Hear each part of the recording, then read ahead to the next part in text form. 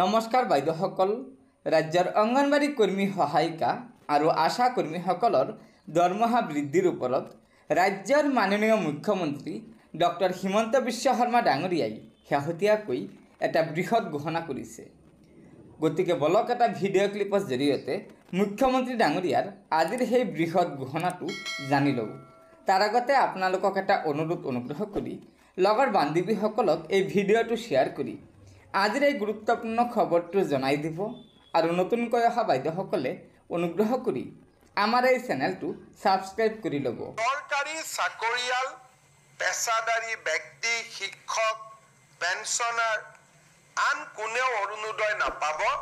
আনকি অংগনবাদী কৰ্মী, আশা ৱৰ্কাৰেও আমাৰ অৰুণোদয় নাপাব। তেওঁলোকৰ কাৰণে আমি বেলেগকৈ চিন্তা চৰ্চা কৰি আছো। কিন্তু অৰুণোদয় আঁচনিত চৰকাৰৰ পৰা উপাৰ্জন কৰা ব্যক্তিয়ে লাগিলে এটকা উপাৰ্জন কৰক, লাগিলে 1 লাখ টকা উপাৰ্জন কৰক, তেওঁলোকে অৰুণোদয় নাপাব। এইটো হ'ল অৰুণোদয় নিয়ম। ঠিকাদাৰে অৰুণোদয় নাপাব।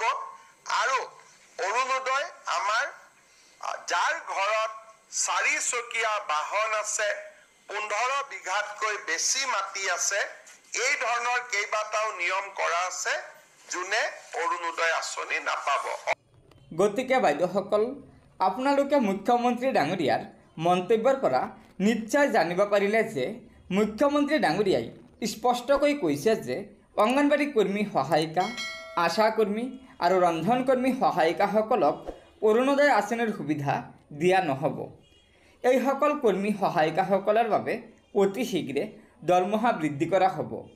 হয় বাইদেউসকল, মুখ্যমন্ত্ৰী ডাঙৰীয়াৰ ভাষ্যৰ পৰা এইটো কথা স্পষ্ট হৈছে যে অসম চৰকাৰে অংগনবাড়ী কৰ্মী সহায়িকা, ৰন্ধন কৰ্মী আৰু আশা কৰ্মীসকলৰ দৰমহা বৃদ্ধিৰ ওপৰত চিন্তা চৰ্চা কৰি আছে। গতিকে বাইদেউসকল, লগৰ বান্ধৱীসকলক এই ভিডিঅ'টো শ্বেয়াৰ কৰি আজিৰ এই গুৰুত্বপূৰ্ণ খবৰটো জনাই দিব আৰু নতুনকৈ অহা বাইদেউসকলে পৰৱৰ্তী সময়ত অংগনবাড়ী কৰ্মী সহায়িকাসকলৰ বিভিন্ন খবৰসমূহ পোনপ্ৰথমে পাবলৈ অনুগ্ৰহ কৰি আমাৰ এই চেনেলটো ছাবস্ক্ৰাইব কৰি ল'ব। গতিকে আজিৰ ভিডিঅ'টো ইয়াতে সমাপ্ত কৰিলোঁ। ধন্যবাদ। জয় আই অসম।